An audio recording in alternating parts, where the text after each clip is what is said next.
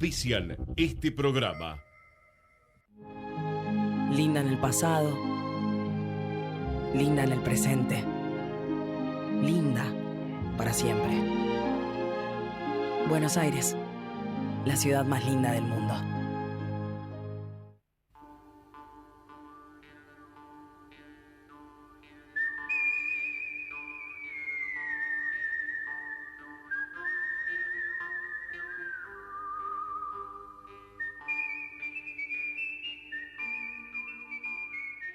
Hola a todos, ¿cómo les va? Bienvenidos a Far West, un programa hecho desde el lejano oeste en medio de la crisis del mundo occidental.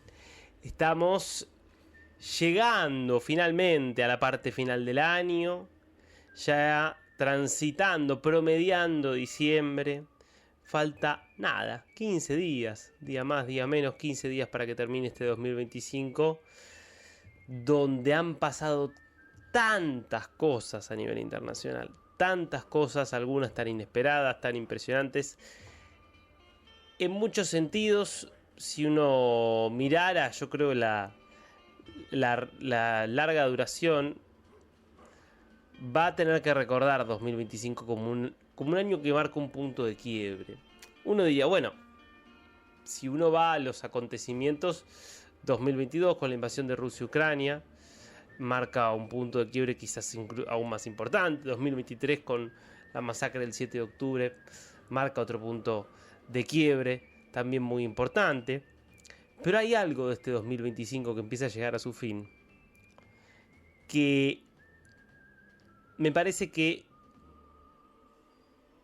hemos visto y estamos asistiendo a un quiebre que no se trata tanto de algún episodio, algún hecho puntual que haya ocurrido, porque la verdad que en ese sentido hubo sucesos significativos, pero ninguno comparable en cuanto a la magnitud a el comienzo de esa invasión brutal de Rusia contra Ucrania o el ataque de Israel contra Hamás del 7 de octubre de 2023. Y sin embargo, hay una sensación mucho más pesada de que el mundo ahora sí es completamente diferente. Yo creo que 2025 va a ser recordado como el año del sinceramiento. El año del sinceramiento, de que se terminó la ilusión del multilateralismo. El año del sinceramiento en el que terminó de hacerse patente la ruptura, el quiebre entre Estados Unidos y Europa.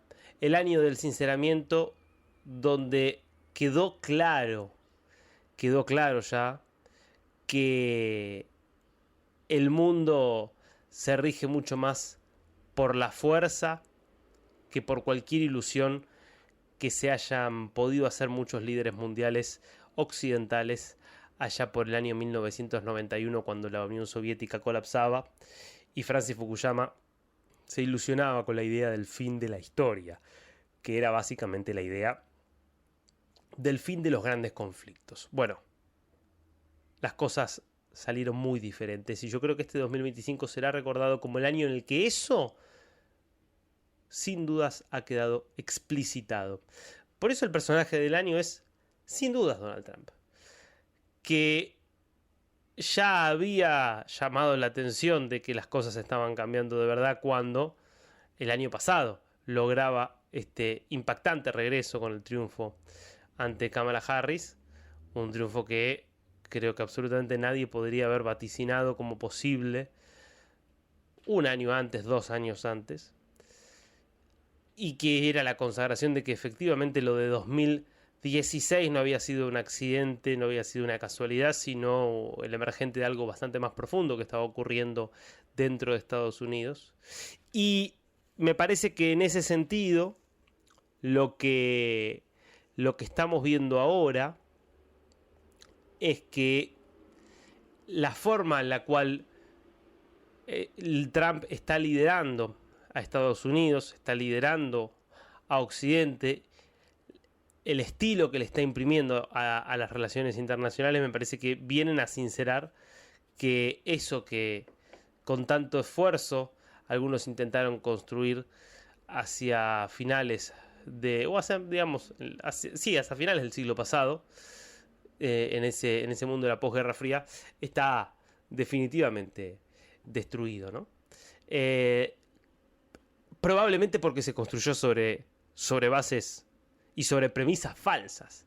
La primera es la del propio Fukuyama y es la idea de que podía haber un fin de la historia, entendido, insisto, como el fin del gran conflicto. La idea de que los conflictos se iban a suprimir, cuando en realidad lo que estaba pasando es que los conflictos estaban mutando. Del conflicto ideológico se pasaba a enfrentamientos, diferenciaciones según otros criterios, según otras líneas de combate. Por ejemplo, las culturales, por ejemplo, las religiosas. Criterios que tienen hoy mucho más peso para entender los grandes conflictos en el mundo que las ideologías o que los modelos económicos, que hoy no están en discusión. La verdad que en ese sentido sí tuvo razón Fukuyama. A nivel económico nadie discute el capitalismo, ¿no? Me parece que se trata de hacer plata, ya está fuera de discusión, me parece, en todo el mundo. La discusión es más de índole cultural, de índole política, y en este mundo donde lo que cuenta es la fuerza, y donde la fuerza ya no hay tanta vergüenza en demostrarla e imponerla, bueno, me parece que lo que estamos viendo es que se está manifestando una tensión cada vez más grande entre estos nuevos líderes, nuevos, aunque Trump de nuevo no tiene nada, pero que está, me parece, expresando justamente esta nueva era de la que estamos hablando, y esa tensión entre estos nuevos líderes que yo creo que tienen una visión mucho más realista de cómo están las cosas hoy en el orden mundial y que dicen, basta, hay que dejar atrás todo lo que veníamos diciendo en términos del derecho internacional y de los grandes foros y de la ONU, etc. Y hay que ir a recuperar la idea de que básicamente si uno no se defiende y no defiende sus intereses con mucha fiereza y con mucha convicción, las cosas van a terminar mal. Y los líderes que siguen aferrados a esa ilusión de Fukuyama que creía posible el fin de la historia. Los líderes que siguen creyendo que ese mundo que se está desmoronando claramente es posible aún de contener y que quizás con algunos vendajes, con algunos tabiques que se puedan construir y que se puedan instalar para evitar el derrumbe, bueno, ese mundo se podrá mantener en pie y no será necesario asumir que esa ilusión es insostenible y que esa ilusión se ha roto, ¿no? Y me parece que entonces, bueno, esto que tantas veces ha ocurrido, ¿no? Lo que estamos viendo es la tensión entre lo viejo que no termina de morir y lo nuevo que no termina de nacer. Y me parece que eso está en el eje de la tensión hoy entre Estados Unidos y Europa, entre Donald Trump y los líderes europeos. Y quiero hacer hoy el foco en una definición que me parece extraordinaria del presidente de los Estados Unidos, que no es un intelectual, es un antiintelectual en muchos sentidos, es alguien que viene del empresariado más, podríamos decir, más llano, como es el empresariado de los negocios inmobiliarios en un país como Estados Unidos.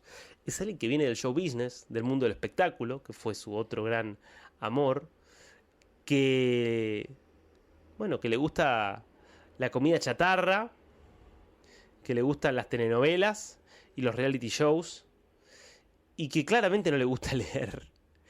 Y que sin embargo tiene una claridad conceptual que no tiene Emmanuel Macron, que es probablemente el líder más culto del mundo, el que más leyó, el que más se instruyó, el que más se preparó, pero por muchos cuerpos de ventaja. Y sin embargo uno lo escucha a Trump, y si uno deja de lado todo lo que tiene que ver con la forma, el estilo que puede ser corrosivo, con toda la egolatría que caracteriza cada una de las cosas que dice, con la hipérbole que lo distingue, si uno corre todo eso que no es lo esencial y se queda con lo esencial del mensaje, es de una potencia que me parece que es para traer a colación. quiero leerte textual esta frase que él dejó en una entrevista que le concedió al medio Político. Medio que es, lo explico brevemente, es como el medio por antonomasia que en Estados Unidos primero y después abrió su filial en Europa, es el medio de la rosca política. Es un medio que no es de consumo masivo, es mucho más de consumo de aquellos que son los insiders de la política y del poder en Estados Unidos, donde se cuenta, digamos, bueno, el detrás de escena de muchas decisiones políticas, de conflictos entre un partido y el otro, de las internas dentro del gobierno, en fin.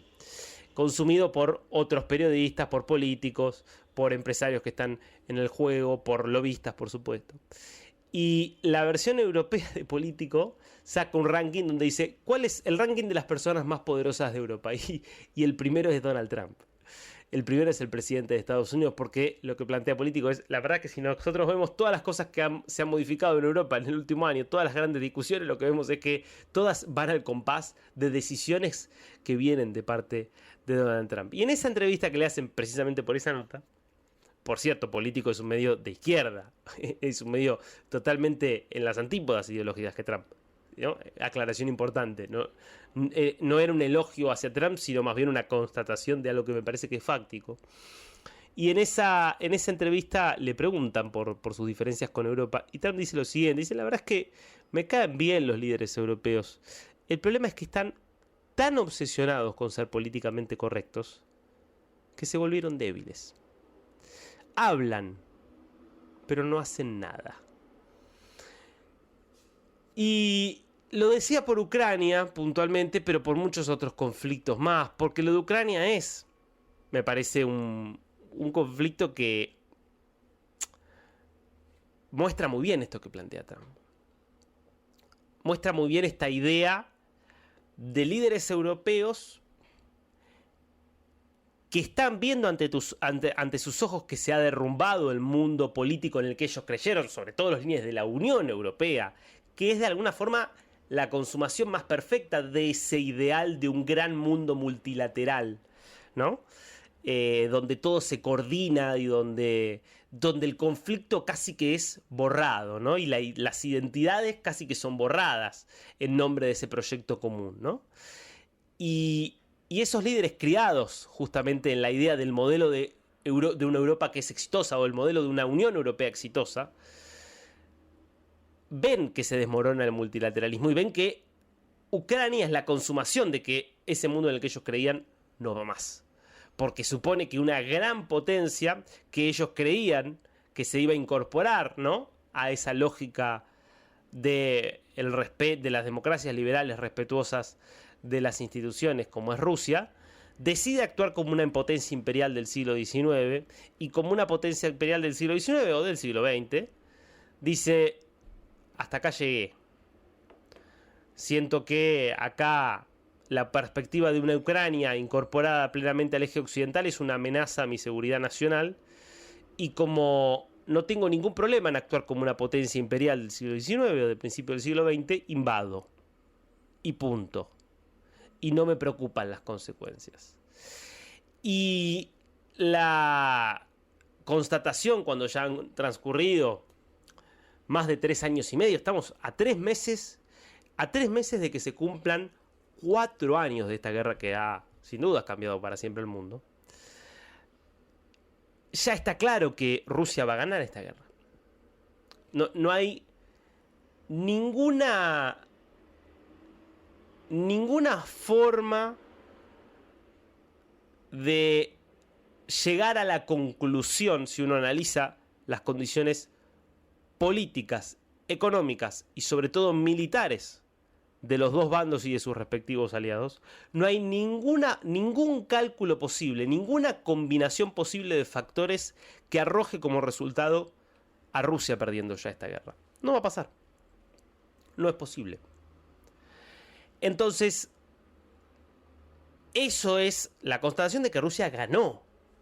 De que ganó no la guerra, de que ganó la idea de que una potencia imperial puede actuar con los criterios del siglo XIX completamente contrarios a la idea del multilateralismo y de la gran concertación global y que le vaya bien. Y que un país que hizo una transición hacia la democracia, que quería acercarse a Occidente, que quería democratizarse como era Ucrania, pierde.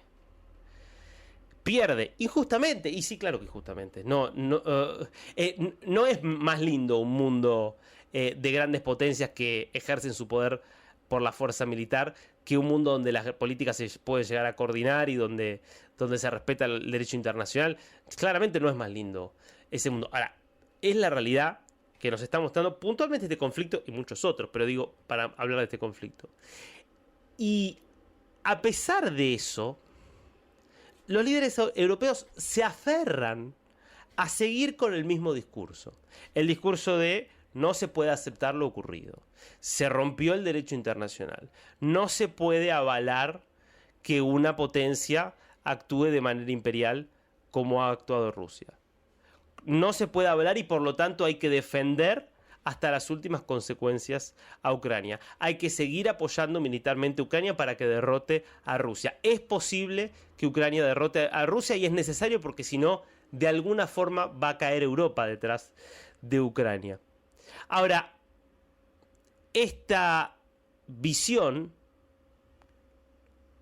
requeriría de un poder militar, de un poder económico, de un poder político y de un poder militar del que Europa no dispone. Bajo ningún concepto Europa dispone de ese poder. Porque no podría ni movilizar los soldados, porque generaría una crisis interna por la cual los ciudadanos de estos países democráticos no estarían dispuestos a ir a morir a Ucrania, porque no tienen ni siquiera el entrenamiento militar. Entonces, no tiene con qué, no tienen las reservas armamentísticas, no tienen realmente desde ninguna especie, ninguna forma, la capacidad de darle más ayuda de la que ya le han dado a Ucrania. Sí, claro, disponen de armas nucleares. Por supuesto, si todos enviaran sus flotas de aviones cazabombarderos, el daño sería muy grande para Rusia. Pero ¿de qué estamos hablando? De que ya tendríamos que escalar a una guerra mundial. Una guerra mundial contra la mayor potencia nuclear del planeta, que es Rusia. Está claro que ningún país europeo va a avanzar en esa dirección porque sería ir al suicidio. Entonces, sabiendo que lo único que eventualmente podrían hacer que cambiaría el statu quo, que es ir a una guerra total con Rusia, es una vía muerta, un camino que no pueden tomar, sabiendo por lo tanto que no hay forma de que Ucrania gane, sin embargo, insisten con el mismo discurso. Y entonces ahí vamos a lo que plantea Trump. Es un camino que realmente no tiene salida. Es un laberinto del que los líderes europeos deciden seguir metiéndose. Y es frente a eso, frente a lo que se revela Trump. Trump dice desde una perspectiva realista. Después uno lo puede juzgar si quieren criterios morales, éticos, lo que ustedes quieran. Pero de una perspectiva realista dice, esta guerra se terminó, chicos. Ya está. No tiene sentido seguir peleándola. ¿Es injusto para Ucrania? Bueno, sí, Trump es muy justo, es muy cruel. Con tal de presionarlo a Zelensky, lo llama a ir a elecciones, cuando es un disparate pensar que puede ir a elecciones un país que está invadido, que tiene el 20% de su territorio ocupado. Digo, después hay un montón de cuestiones, de cosas muy cuestionables de cómo Trump plantea las cosas. Ahora, el fondo de la cuestión es Trump diciéndole, chicos, no hay camino alternativo. No voy a seguir yo destinando recursos estadounidenses para sostener una guerra que ya sabemos cómo va a terminar. No voy a seguir amenazando con escalar el conflicto con Rusia para que nos lleve a una situación de una guerra mundial que es un delirio por un conflicto que en principio está localizado en el área de influencia rusa. Entonces, ¿qué plantea Trump? Y acá la única salida es la rendición de Ucrania.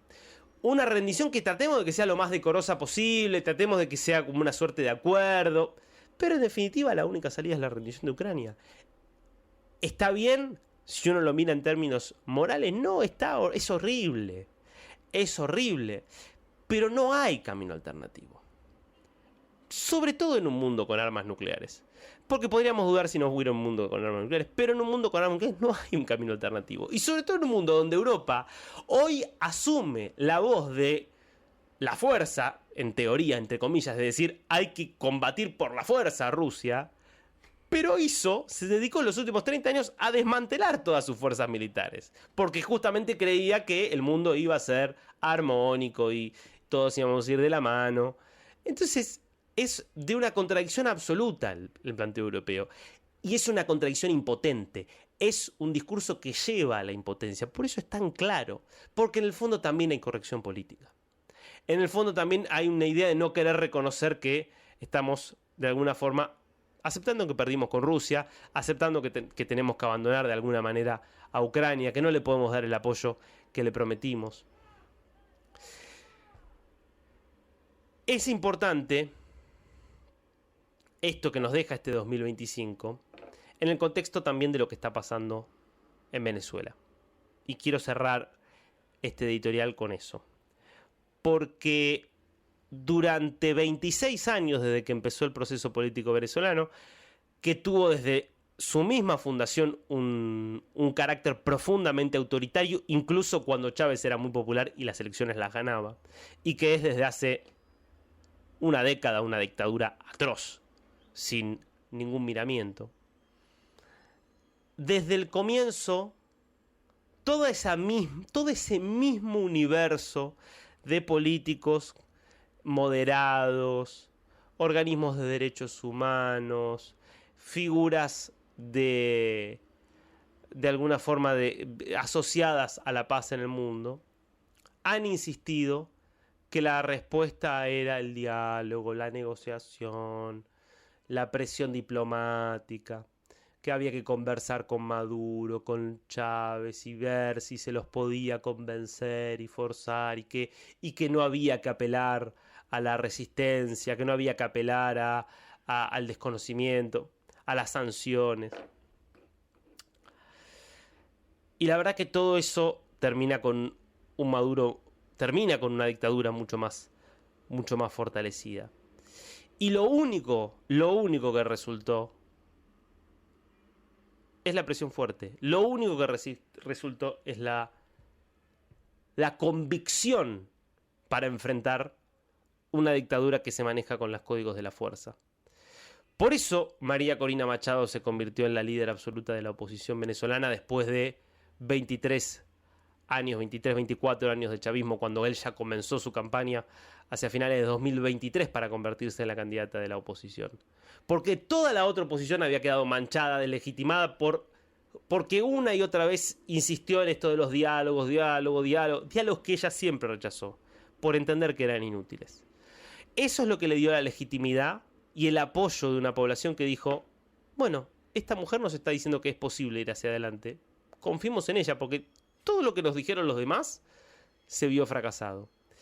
Y la verdad es que si hubo elecciones que permitieron por lo menos una candidatura opositora, no la de ella porque la prohibieron, pero sí la de Edmundo González Urrutia, fue porque Maduro tenía el incentivo de que le sacaran las sanciones que le había aplicado Trump. Un Trump que en su primer mandato le aplica sanciones a PDVSA, después decide ir contra los sobrinos de Maduro, contra los sobrinos en realidad de la esposa de Maduro, Cilia Flores, por narcos, que captura en Cabo Verde a Alex Saab, que es el testaferro de Maduro. Es decir, hace una serie de medidas de presión que le crean un incentivo a Maduro para negociar. Y efectivamente Maduro negocia con Biden, que le da absolutamente todo para que haya elecciones, y en un error de cálculo extraordinario van a elecciones creyendo que con la manipulación les iba a alcanzar para disimular un poquito el fraude. Bueno, no se esperaban que esa misma convicción, esa misma capacidad organizativa que tuvo María Corina Machado le permitieron no solo ir a las elecciones e imponer la candidatura de Edmundo González Urrutia, sino que también le permitieron montar una estructura por la cual pudieron probarle al mundo que las elecciones habían sido robadas, porque lograron tener copias de prácticamente todas las actas que se emitieron en esas máquinas de votación distribuidas por todo el territorio venezolano. Entonces, la verdad es que el Premio Nobel de la Paz para María Corina Machado, el triunfo moral de alguna forma de María Corina Machado, aunque no sabemos qué va a pasar con Maduro, es también la constatación de que la corrección política nos lleva a la muerte y de que el único camino es defender ideas claras y hacerlo con valentía, hacerlo con firmeza, hacerlo con claridad. Aunque eso implique a veces tener posiciones que puedan resultar antipáticas, aunque eso implique que te acusen de ser radicalizado. Y por eso también, hoy, hay una esperanza en Venezuela para muchos venezolanos, aunque ahora vamos a estar hablando con uno que es un exiliado, con uno que es un refugiado en la Argentina, que ha sufrido en carne propia la dictadura. Pero si muchos hoy tienen una esperanza en que pueda haber un cambio en Venezuela, es porque enfrente está Donald Trump. Es porque enfrente está Trump con toda su brutalidad, con toda su bravuconería, con toda su megalomanía, pero decidido a utilizar el poder real que tiene Estados Unidos para ejercer toda la presión posible contra Maduro y eventualmente para atacar a Maduro. Probablemente ya no le quede más remedio que atacar. Y es por eso que María Corina Machado, frente a tantos líderes que les daría escozor apoyar una intervención militar extranjera, desde el primer momento se abrazó a Donald Trump y se abrazó a esta iniciativa de Trump porque sabe que es la única vía posible de que haya un cambio. Claro, no sabemos cómo va a terminar una intervención estadounidense. Ahora, lo que sí sabemos es que sin intervención estadounidense no hay ninguna posibilidad de que las cosas cambien en Venezuela. Desde Ucrania hasta la crisis venezolana, me parece que tenemos ejemplos claros de que la corrupción política termina básicamente en la debilidad y en definitiva en la impotencia. Y en que el único camino posible para que podamos vivir en sociedades libres, en sociedades más o menos prósperas, es defender los valores e intereses en los que creemos con convicción, con claridad y sin tanta corrección política. Estás escuchando Far West con Darío Mizrahi.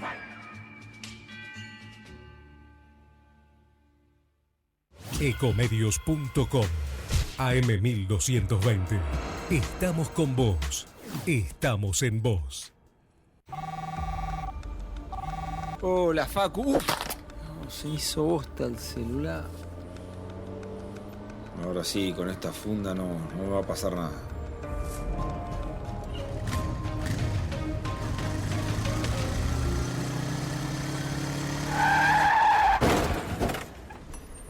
Uy, qué palo, y encima sin casco. Se preocupó tanto por el celular y no por su cabeza. El último año, más de 1.500 motociclistas, en su mayoría jóvenes, murieron por no usar casco. Vos, que tenés cerebro, usalo.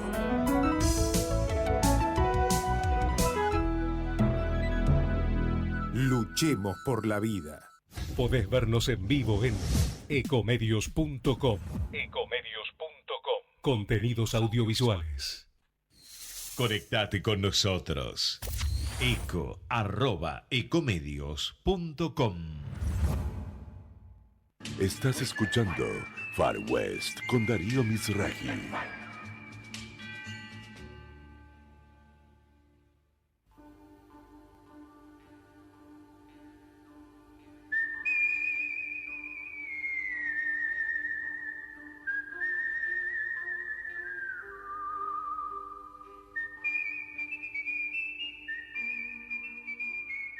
Y para analizar, conversar y pensar un poquitito acerca de la coyuntura tan particular que está viviendo Venezuela y cómo el mundo está viendo lo que pasa en Venezuela, con todo lo que es la operación que está haciendo Estados Unidos a nivel militar y todo lo importante, lo significativo que es lo que ocurrió en Oslo con la entrega del Nobel de la Paz para María Corina Machado, nos vamos a dar un gusto. Yo me voy a dar el gusto de hablar con un amigo que es Rigoberto Lobo, que es activista de derechos humanos, exiliado en la Argentina, refugiado en la Argentina. En ese carácter está precisamente por haber sido perseguido por el régimen de Nicolás Maduro. Rigo, querido, ¿cómo estás? Un placer saludarte. Hola Darío, un gusto conversar contigo, siempre es un placer. Bueno, hay muchos temas para conversar. Me interesa empezar por qué viste vos, qué te deja a vos la experiencia o de ver desde el lugar de alguien que viene peleando por el tema de los derechos humanos, que puso el cuerpo, que tuvo que dejar su patria básicamente por ese compromiso, ver que y escuchar al director del Comité Noruego del Premio Nobel describir de una forma tan categórica, tan cruda, tan pormenorizada, todas las violaciones a los derechos humanos que se vienen cometiendo en Venezuela, que son en definitivamente las violaciones que ustedes denuncian desde hace muchos años y que por esa lucha se haya elegido a María Corina Machado, pero me parece en algo que va más allá de María Corina Machado y es en definitiva un reconocimiento, creo, que para todos ustedes. ¿Qué sentiste cuando lo escuchabas, cuando veías todo? Mira, honestamente sentí varias cosas, ¿no? Porque primero fue digamos, una descripción bastante impecable, ¿no? De la situación de Venezuela a lo largo de estos años. Eh, Creo que eh, uno siempre va a sentir un poco de frustración, un poco de rabia, ¿no? A pesar de que sea lo que ha trabajado y documentó y se documentó, pero me parece muy valioso rescatar que, que se haga un reconocimiento a que el pueblo venezolano no fue escuchado, ¿no? Y esto vale una crítica que yo constantemente he hecho, con todo el respeto, por supuesto, a las instituciones, y que de alguna manera Venezuela es un ejemplo, probablemente otro, de cómo la diplomacia internacional ha venido fallando, ¿no? Mm. Fueron muchos años de documentar situaciones muy graves, quitando la violencia eh, directa, hablemos por ejemplo de la violencia estructural, ¿no? De todo lo que tiene que ver someter a una población a una crisis de alimentos, de medicamentos, de todo lo que tiene que ver con la parte humanitaria, una privación, porque fue un acto deliberado por parte del gobierno de Maduro, como una forma de ejercer control, y que bueno, que hoy se reconozca que se habló, que se mencionó, que se documentó y que no se quiso escuchar o incluso no se quiso creer. Entonces, me parece que este comité está haciendo un reconocimiento a todo ese trabajo, al mismo tiempo está reconocimiento un error de alguna manera de la diplomacia Mm. internacional. Y creo que para mí es un punto importante a partir de eso, ¿no? Creo que si hay algo que tememos los activistas de derechos humanos venezolanos y toda la población desde hace años, al menos desde el 2020, es que Venezuela se convierta en lo que se llama una crisis olvidada. Una crisis olvidada, sí. Y una crisis negada, ¿no? También durante muchas veces, mucho tiempo. Y digo, Aún sí, negada aún, por muchos. es que eso te iba a decir, la verdad que uno escucha hoy las palabras de presidentes de primerísimo nivel, como Luis Ignacio Lula da Silva, como Gustavo Petro, como Claudia Sheinbaum, digo, los presidentes de los tres países más poblados de América Latina, tres de las economías más grandes de América Latina, y no está presente todo eso, ¿no? A pesar de toda la evidencia que ustedes han recolectado durante tantos años con su propio cuerpo, eso no está presente. Entonces, de alguna forma, digo, esa impotencia me imagino que sigue, y por eso mismo también hay algo, digo, se me ocurre, de cierto alivio, de cierto, bueno, por lo menos acá hay alguien importante que lo está reconociendo. Totalmente, ¿no? Creo que en el año 2017, porque también es importante reconocer, ¿no? Momentos de éxito, eh, estuvo ese grupo de países latinoamericanos que empujó bastante, ¿no? Por el tema Venezuela. Y sin un tema de simpatía personal o partidística ni nada que ver, sino un reconocimiento realmente objetivo. Me parece que el presidente Macri en ese momento fue quien encabezó Mm. ni siquiera en Latinoamérica, en el continente completo, en América completa, encabezó, ¿no? Como que dirigió ese empuje. De hecho, acá se hizo un informe importantísimo en la Secretaría de Derechos Humanos de la Nación sobre las violaciones a los derechos humanos en Venezuela. Se entrevistaron personas que vinieron de otros países, o sea, un equipo una cosa impresionante que el mundo no la sabe, ¿no? Donde tenían equipos de abogados, de psicólogos para atender víctimas y poder documentar que todo eso es lo que inicia la investigación, digamos, los primeros insumos que son enviados a la Corte Penal Internacional, ¿no? Eh, y lamentablemente vinieron los cambios de gobierno y eso se disipó. Y se perdió ese famoso grupo de Lima, con todos los cuestionamientos que podía tener la gente, válidos o no. Pero bueno, con todos los cuestionamientos que se podía tener, era un grupo que encabezó el tema Venezuela. Hace un par de años, en una asamblea general de la Organización de Estados Americanos en Paraguay, a la cual asistí, creo que fue en el 2023 o fue 2024, no recuerdo, en reuniones con cancilleres y con embajadores de países, incluido quien representaba a Argentina en ese momento, yo insistía en eso, ¿no? Y lo insistía con Argentina porque vivo acá, ¿no? Porque formo parte de esta sociedad, por el cariño que le tengo. Les insistía, ustedes tienen que volver a encabezar esos grupos que se animen a denunciar, o sea, en bloque, no como actores aislados, ¿no? Quizás Uruguay en ese momento abanderó esa lucha y luego, bueno, volvieron los cambios de gobierno, o por lo menos en el Uruguay, ¿no? Entonces, retomando lo del comité del Premio Nobel, me parece que hay ese reconocimiento a los activistas de derechos humanos, a los activistas políticos, ¿por qué no? Porque eso es una cosa que además se suele satanizar, ¿no? A los actores de los partidos políticos y no, y menos en regímenes dictatoriales, ¿no? Hay este reconocimiento y de alguna manera también hay un reconocimiento como planeta de que se cometió un error a no escuchar las voces de los venezolanos. En ese contexto, el reconocimiento yo estoy convencido que es colectivo, pero también está personalizado, porque quien recibe el premio es María Corina Machado. Con todo lo que ha ocurrido, todo lo que es la trayectoria de María Corina Machado, que tiene los claroscuros de cualquier figura que hace política, de cualquier figura pública, pero sobre todo una que hace política, todo lo que llevó a las elecciones del año pasado, todo lo que pasó desde esas elecciones hasta hoy, ¿qué elegís señalar, resaltar, contar vos de María Corina Machado si alguien viene y te pregunta, ¿y vos qué pensás de esta mujer que está de alguna forma haciendo la cara visible y que recibe este Nobel de la Paz? Mira, una persona con suficiente experiencia en temas electorales, eh, con pocos acuerdos políticos, digamos, me refiero a acuerdos políticos esos que no son tan buenos, poco o nada, que logró coordinar y dirigir ese movimiento que fue la protección o la defensa del voto en las elecciones que, bueno, que fueron absolutamente robadas, ¿no?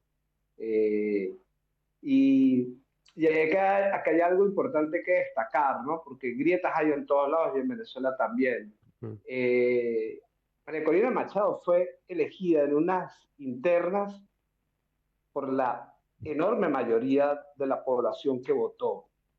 Y quien sea defensor de la democracia, los derechos humanos, tiene que respetar eso absolutamente. Le guste o no le guste, ella fue elegida por la gente, ¿no? Entonces ahí no entran las simpatías de si me cae bien o me cae mal, fue elegida. Y no solo fue elegida, los otros fueron rechazados también, ¿no? O sea, hay un poco de las dos cosas. Entonces me parece que María Corina logra coordinar algo que para mí fue impresionante, yo no me lo esperé, o sea, yo me pude asombrar como cualquier persona del mundo, luego de ver toda esta capacidad de logística, de organización, de preparación para defender el voto, ¿no? Para proteger las actas, incluso gente protegiéndolas con su vida, ¿no? Y que ha costado vidas. Y eso es muy valioso. Y ya los calificativos de la política, de partidista, de si es derecha, si es esto, a mí me parece absolutamente irrelevante. No estamos hablando de un país que vive una profunda dictadura terrible, que decidió robarse las elecciones descaradamente frente al mundo, y que no solo eso, que a partir de ahí, bueno, incluso previo a que mostrara cómo se las robaba, decidió tomar el terror como su mejor herramienta y pisar el acelerador a fondo. La población en Venezuela vive una tragedia de pánico, cualquiera es culpable para el régimen, cualquiera es el enemigo, se retomaron las revisiones de teléfono en la calle, los funcionarios entran a WhatsApp, a Telegram, y pueden buscar, y las palabras son Trump, invasión, o sea, se retomó eso que de alguna manera se había calmado, y ha sido una política del miedo que fracturó, ni siquiera la fracturó, la fragmentó, hizo pedacitos la sociedad venezolana, incluyendo la sociedad civil, ¿no? Logró desconectarnos unos de otros de una manera increíble, ¿no? Donde activistas de derechos humanos no saben qué están pasando realmente con los presos políticos, no saben lo que están padeciendo sus familias. Eh, eh, un aparato que está muy bien aceptado, que no deja de estarlo y que por favor no debe subestimarse, porque escucho que se subestima mucho, no, el chavismo ya está disminuido, sus colectivos armados ya no son lo mismo de antes, son cosas que no se deben subestimar porque son años de entrenamiento, donde participaron además grupos terroristas en esos entrenamientos, y que bueno, que son guerrillas con armamento fuerte, no son esas guerrillas de esas armas oxidadas que veíamos antes en la selva, estamos hablando de otra cosa mucho más profesionalizada, ¿no? Si le cabe la palabra. Y esa estrategia del miedo, por supuesto, ha causado muchísimo efecto, pero cada movimiento que hay internacional, por supuesto, por ejemplo, la presión de Estados Unidos, el premio Nobel, eso lamentablemente trae consecuencias inmediatas sobre la población. Hay muchísima más represión y muchísimas más persecuciones. Es su forma de castigar a una sociedad, porque imagínate, o sea, con la cantidad, con el porcentaje tan alto que votó por María Corina Machado, eso significa que los militares que pueden votar en Venezuela gracias a Chávez, porque antes no podían votar, también votaron por ella. Claro. Entonces, todos están en una posición de alta fragilidad. Vos solito te metiste mencionando Estados Unidos, Rigoberto. Vamos a meternos un poquitito ahí entonces. Perfecto. ¿Cómo se mira? ¿Cómo mira a alguien que pelea por los derechos humanos? A alguien que obviamente cree en la resistencia no violenta, como vos, como método de resistencia precisamente ante una dictadura, ante un régimen autoritario, pero que me imagino que en parte reconoce que todo lo que ha sido la estrategia de diplomacia, digamos, casi que prácticamente uno puede decir, todos los métodos fueron probados en Venezuela y 26 años después acá estamos. ¿Cómo se procesa lo que está pasando con la sensación de que puede haber algún tipo de ataque inminente de parte de Estados Unidos y que eso puede desencadenar un cambio interno, no sabemos para qué lado, en Venezuela? Ok, muy interesante. Dos cosas antes de extenderme. Una, el contexto. Lo que ha vivido la gente en Venezuela. Momentos de mayor exilio que la guerra de Ucrania, incluso más muertes, momentos más por la guerra de Ucrania. También comparaciones donde Venezuela supera en números con el tema de Siria, y estamos hablando de un país que no tiene una guerra. Y por otro lado, eso mismo, la gente. Toda conversación tenemos que tenerla siempre, sé que tú la tienes, que la gente está en el medio, porque a veces hablamos de una manera abstracta como si se trataran de edificios y en el medio hay personas. El tema de Estados Unidos y una posible invasión es absolutamente seductor para cualquier persona de nacionalidad venezolana, incluso extranjera, pero hablemos de los venezolanos, porque el padecimiento durante estos años ha sido terrible, ¿no?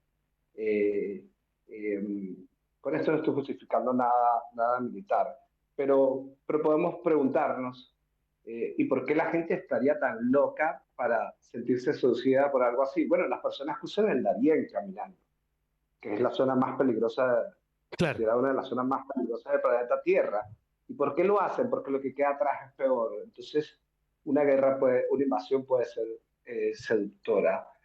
Um, pero en medio de todo eso, la población está sometida a violencia constante, eh, por acción, por omisión o por comisión, eh, no solo de fuerzas militares y policiales, sino también grupos delincuenciales, grupos paraestatales, que se dedican a la extorsión, a un montón de cosas, la continuidad en Venezuela.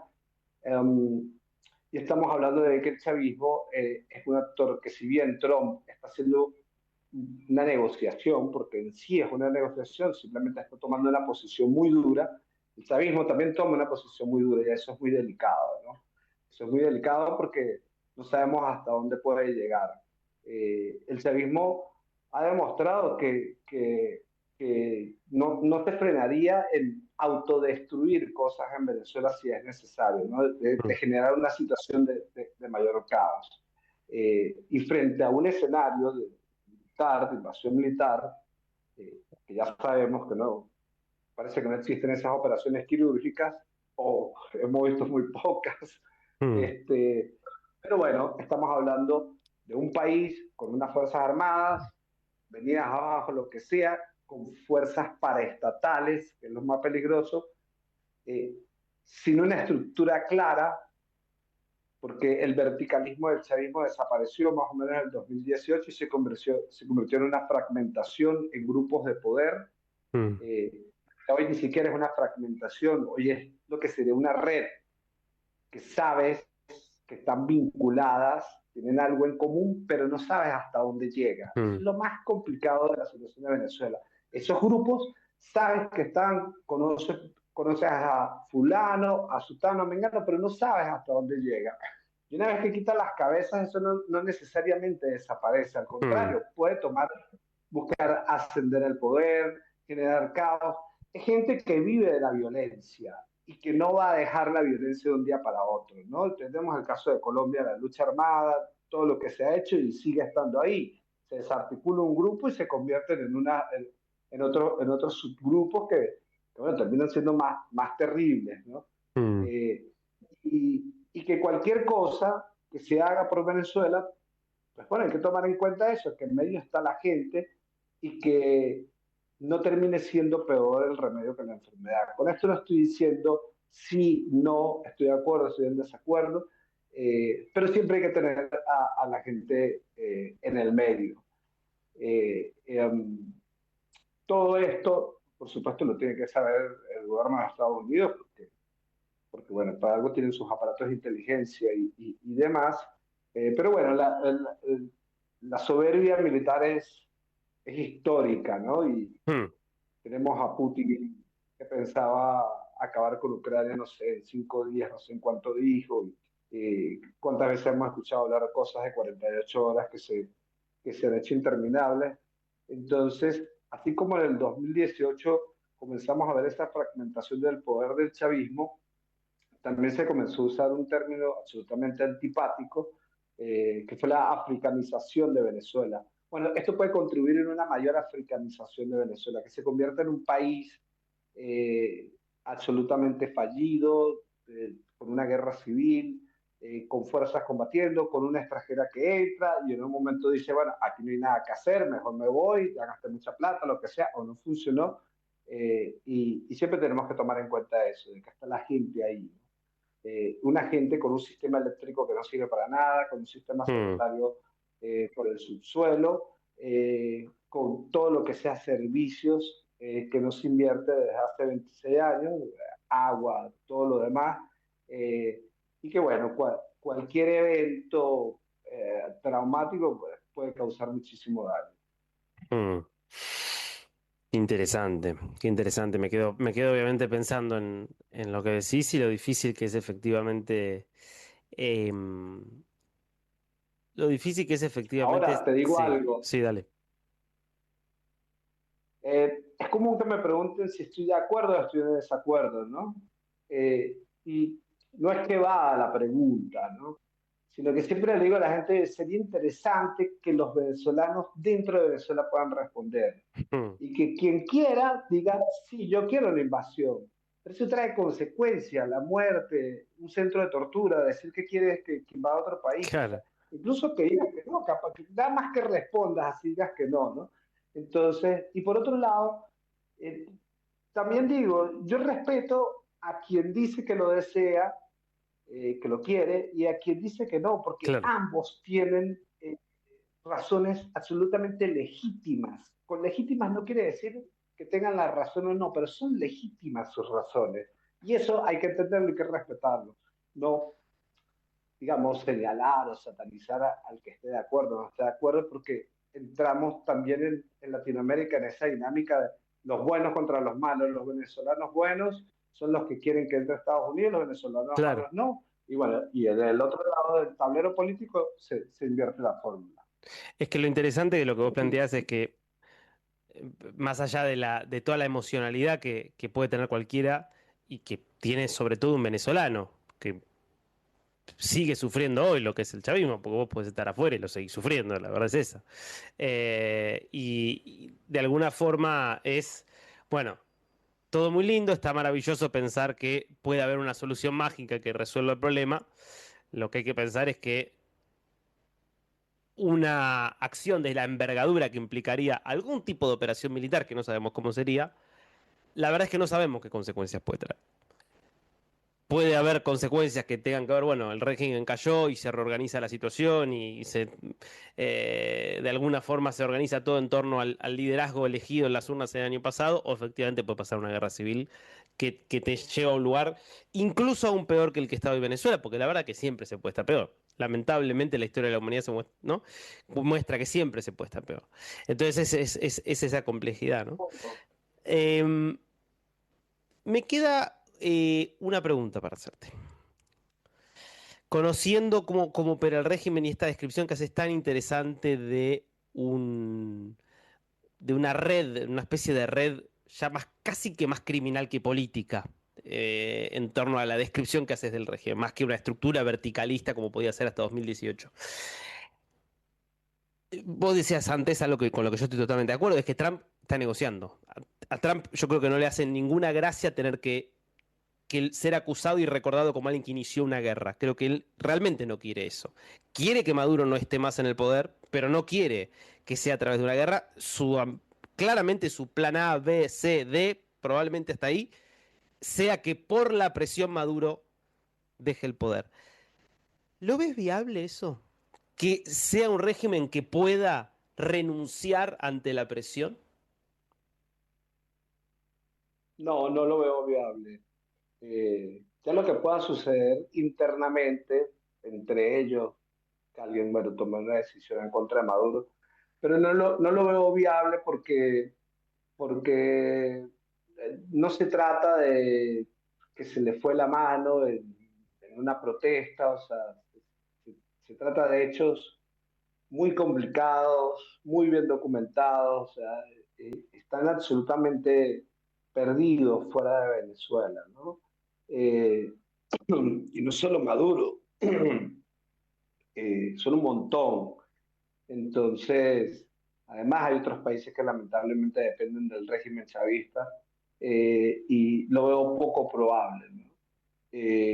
Encima no tienen códigos. Eh, bueno, existen pocos códigos ahora.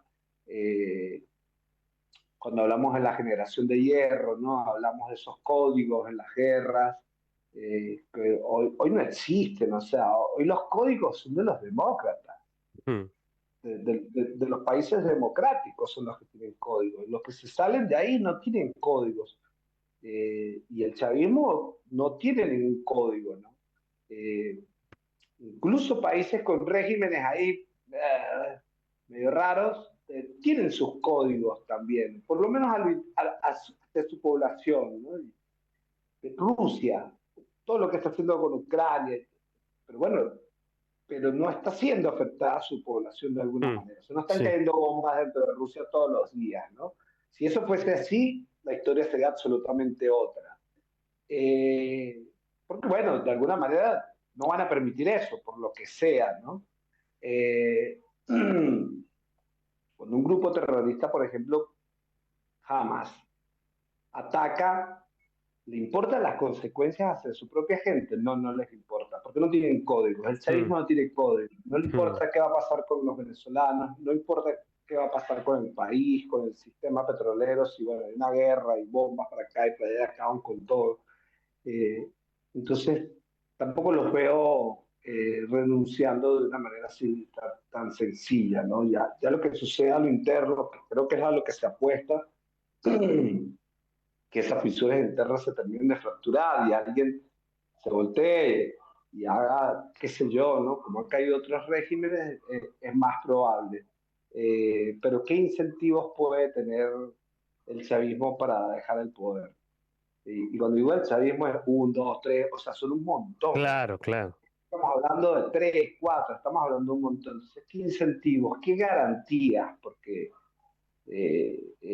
afuera no puede, y adentro en un momento se acordará y dirá, pero en la Argentina todo bien, pero después fueron por ellas, ¿no? Entonces, yo lo veo poco probable. Sí, sigue siendo bastante incierto en muchas cosas. No creo que haya una invasión militar todavía. Para mí sigue esa diplomacia por debajo de la mesa, con esa dureza por encima. Por supuesto, nada se puede descartar, pero creo que todavía el problema sigue siendo muy complejo y ya está muy cerrado. Y Maduro lo sabe. Maduro y su gente lo saben, que de alguna manera los otros tienen códigos y que ellos pueden saltarse las reglas de hacer lo que les da la gana y quedarse en el poder. Eso es lo lamentable. Rigoberto Lobo, siempre es un enorme placer conversar con vos y siempre nos dejas pensando un poquitito. Gracias, te mando un abrazo grande.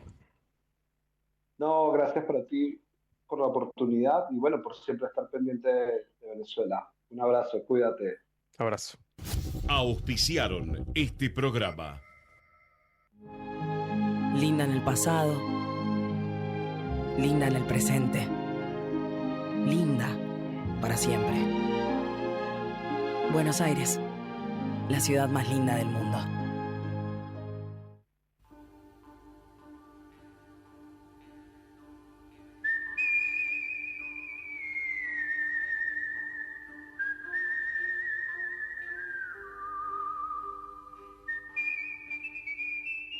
Y hasta acá llegamos. Muchas gracias por estar ahí, por supuesto, y gracias también a Romina Boyanjian, la productora y mentora de este programa, y también a Javier Martínez por toda la cooperación en la parte técnica. Hasta la semana que viene. Chao.